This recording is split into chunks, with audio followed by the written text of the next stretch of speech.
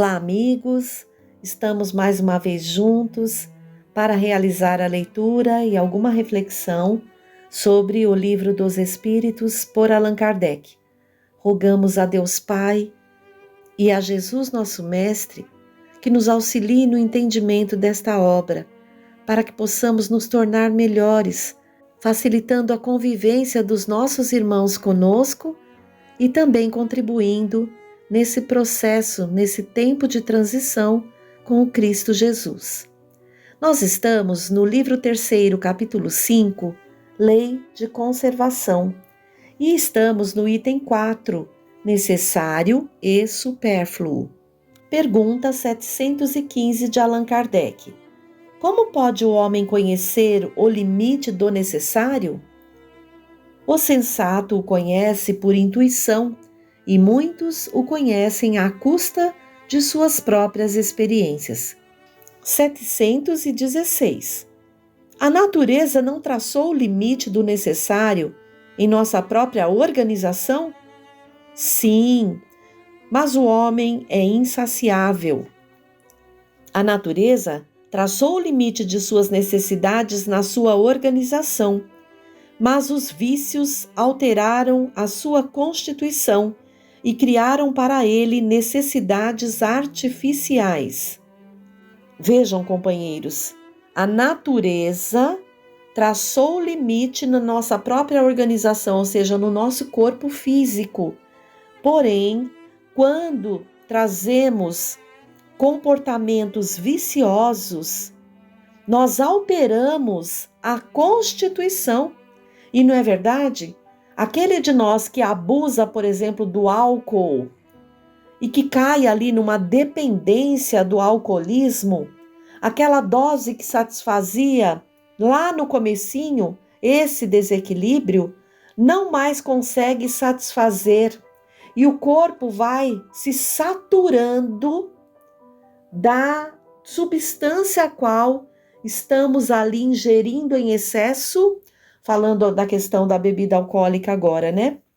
O qual traz um prejuízo muito grande, não só para a organização física, quanto para o próprio espírito e todos os outros aos quais são ligados a essa criatura, seja pelos laços do amor, pelos laços da dor, das obsessões e tudo mais. Então, criamos situações muito difíceis e nos comprometemos lesando a própria organização, o corpo, o instrumento qual Deus nos deu para atuar no planeta com o objetivo de progressão e não para nos comprometermos. Mas, diante da nossa condição ainda, isso pode ocorrer. 717. Que pensar dos que assambarcam os bens da terra para se proporcionarem o supérfluo, em prejuízo dos que não têm sequer o necessário? Desconhecem a lei de Deus e terão de responder pelas privações que ocasionarem. Agora vem uma nota de Allan Kardec. O limite entre o necessário e o supérfluo nada tem de absoluto. A civilização criou necessidades que não existem no estado de selvageria, e os espíritos que ditaram esses preceitos não querem que o homem civilizado viva como selvagem. Tudo é relativo e cabe à razão colocar cada coisa em seu lugar. A civilização desenvolve o senso moral e, ao mesmo tempo, o sentimento de caridade que leva os homens a se apoiarem mutuamente. Os que vivem à custa das privações alheias exploram os benefícios da civilização em proveito próprio.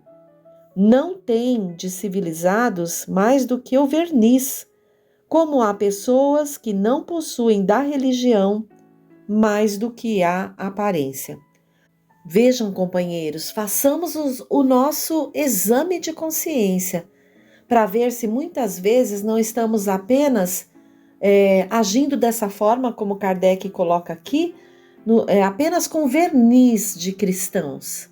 ou seja, apenas com a aparência daqueles que estão se esforçando por afinar o coração com o do Cristo, né? E equilibrar todas essas situações de comportamentos viciosos, exploratórios, de abusos que prejudicam tanto os semelhantes quanto a nós mesmos. A doutrina espírita nos coloca que um viciado é um espírito, encarnado ou desencarnado, que se entrega de forma desregrada a certos hábitos prejudiciais, tanto à saúde física quanto à saúde moral. De tal forma se aprisiona a determinado hábito que se lhe torna difícil a libertação. Assim, o sexólatra, o alcoólatra, o fumante, toxicômano, incapazes de acionar a vontade no intuito de romper as amarras que os aprisionam ao vício, antes do desencarne, provocam nos tecidos da alma profundas dilacerações que acarretam intensos sofrimentos aos espíritos. André Luiz, no livro Obreiros da Vida Eterna, nos diz, num trecho da página 282 a 283, o seguinte, abre aspas, o perispírito, formado à base de matéria rarefeita, mobiliza igualmente trilhões de unidades unicelulares de nossa esfera de ação que abandonam o corpo físico saturadas de vitalidade que lhe é peculiar. Daí, os sofrimentos e angústias de determinadas criaturas, além do decesso. Os suicidas costumam sentir durante longo tempo a aflição das células violentamente aniquiladas, enquanto os viciados experimentam tremenda inquietação pelo desejo insatisfeito. Fecha aspas. E no livro Evolução em Dois Mundos, também de André Luiz, é colocado, abre aspas, os viciados de toda sorte, quais os dipsômanos e os morfinômanos, experimentam agoniada insatisfação, qual ocorre também aos desequilibrados do sexo, que acumulam na organização psicossomática as cargas magnéticas do instinto em desvario, pelas quais se localizam em plena alienação, fecha aspas. Então vejam só, esse capítulo trata da lei de conservação. Nós vimos lá no começo que temos um instinto de conservação dados por Deus, porque o nosso objetivo é a progressão. Ocorre que devido à nossa imperfeição moral e até a nossos equívocos no progresso intelectual, vamos utilizando equivocadamente o nosso livre-arbítrio com o objetivo de saciar os nossos desejos corporais. E aí é que entramos por essa via dos excessos, por essas vias do abuso, marcando tanto o nosso corpo físico, comprometendo, prejudicando, quanto, e o mais importante, o corpo perispiritual, que guarda ali todas as situações às quais estamos nos comprometendo para o reparo posteriormente. Então, que possamos refletir bastante sobre essa questão, sobre esse capítulo até agora, que é um alerta a cada um de nós e aos nossos, para que possamos corrigir comportamentos viciosos que trazemos nesses sentidos que estamos vendo até aqui. Próximo item, 5. Privações voluntárias, mortificações. Kardec pergunta, 718. A lei de conservação obriga-nos a prover as necessidades do corpo? Sim, pois sem a energia e a saúde, o trabalho é impossível. 719. O homem é censurável por procurar o bem-estar? O bem-estar é um desejo natural. Deus só proíbe o abuso por ser contrário à conservação e não considera um crime a procura do bem-estar se este não for conquistado às expensas de alguém e se não enfraquecer as vossas forças morais, nem as vossas forças físicas. Então vejam, o fato de querermos estarmos nos sentindo bem, o bem-estar, ter prazer e conforto, não é o problema, é um desejo natural. Mas o abuso dessas condições é que é contrário à lei de conservação.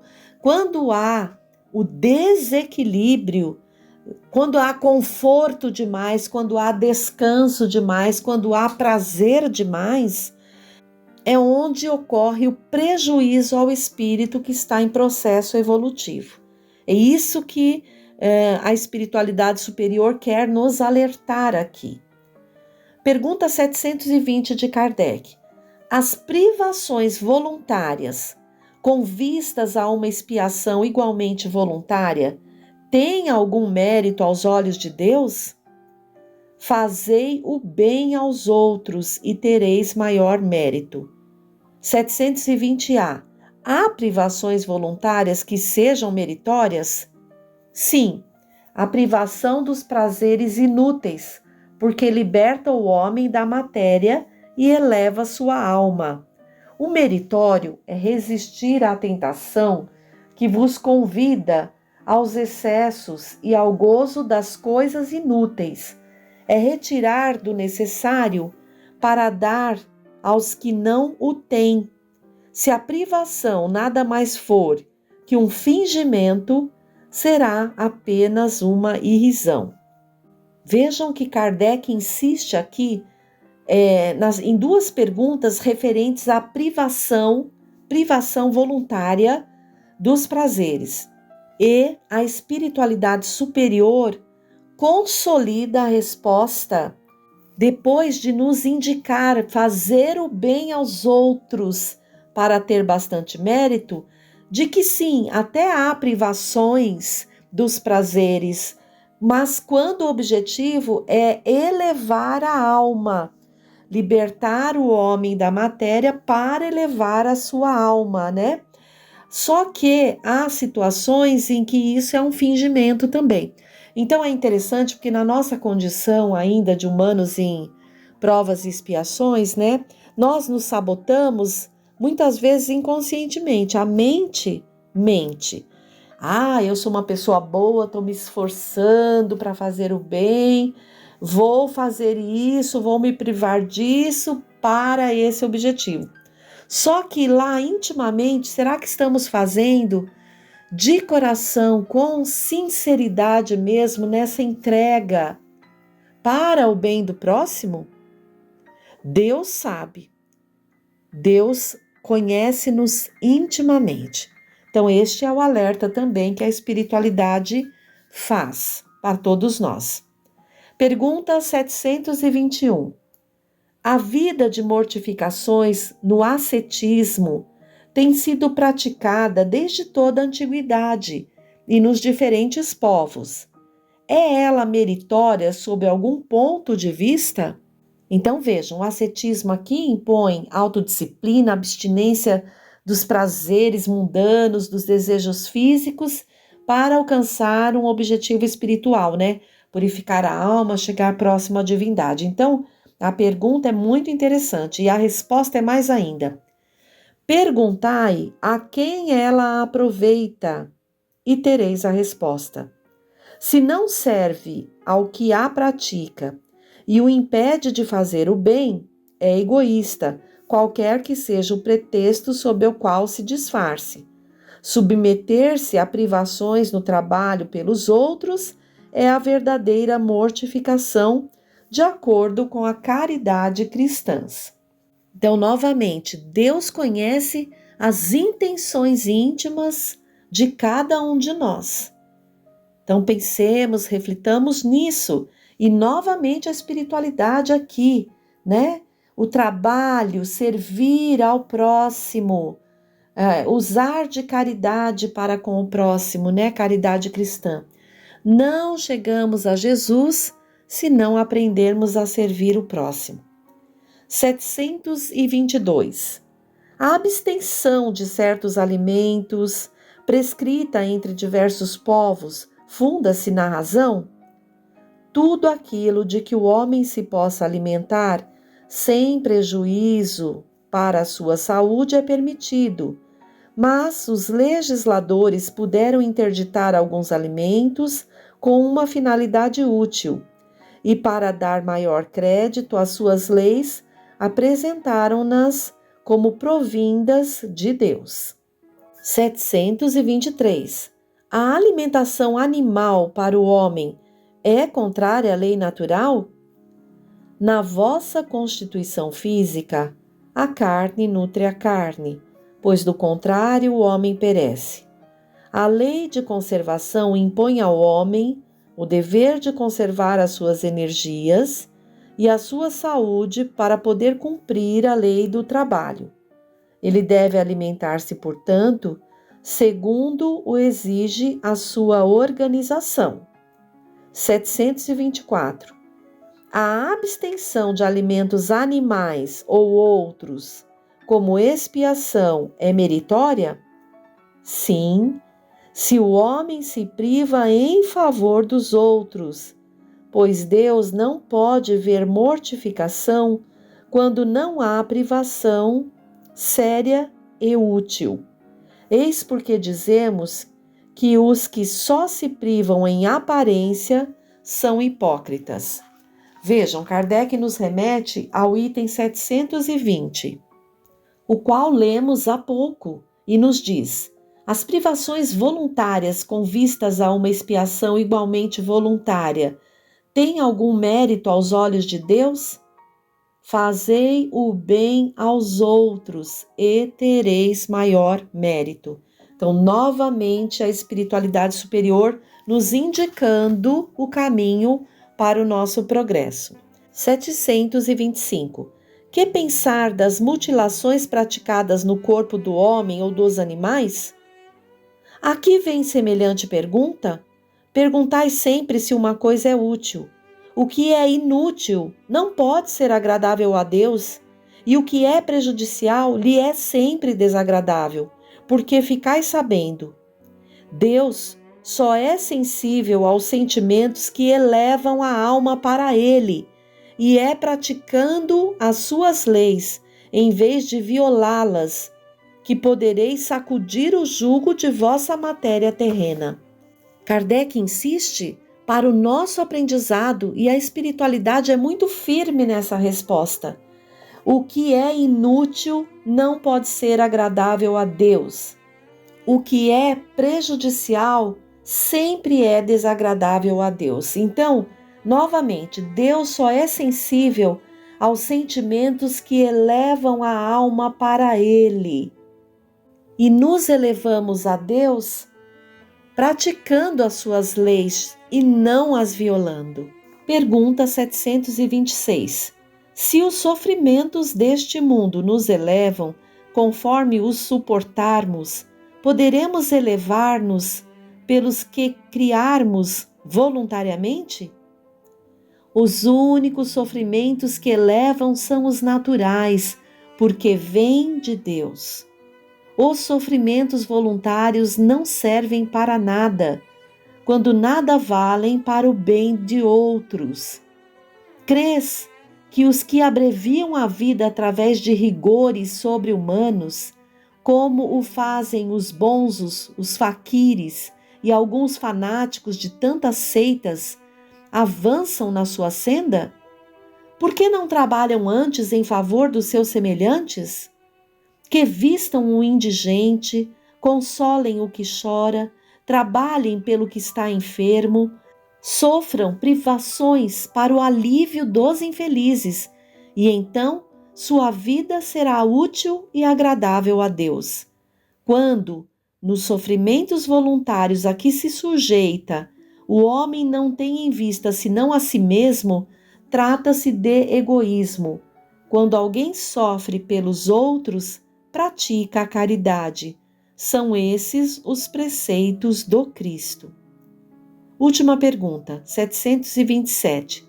Se não devemos criar para nós sofrimentos voluntários que não são de nenhuma utilidade para os outros, devemos, no entanto, preservar-nos dos que prevemos ou dos que nos ameaçam? O instinto de conservação foi dado a todos os seres contra os perigos e os sofrimentos. Fustigai o vosso espírito e não o vosso corpo. Mortificai vosso orgulho. Sufocai o vosso egoísmo, que se assemelha a uma serpente a vos devorar o coração. E fareis mais pelo vosso adiantamento do que por meios de rigores que não mais pertencem a este século. Nossa, queridos irmãos, vejam o amor da espiritualidade superior por nós, porque fazem um esforço tão grande para nos esclarecer sobre situações tão importantes da nossa vida, tão simples, mas o quanto buscamos nos complicar, nos comprometer, não é?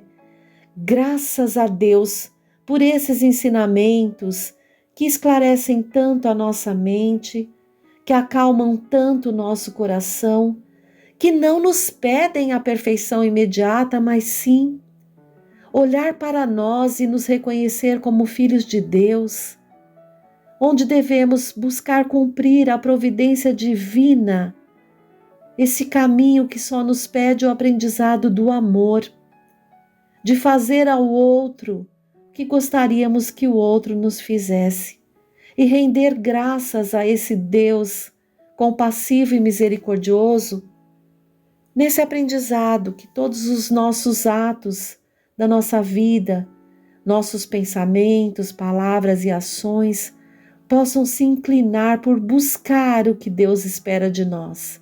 Essas ações que nos elevam, que nos engrandecem.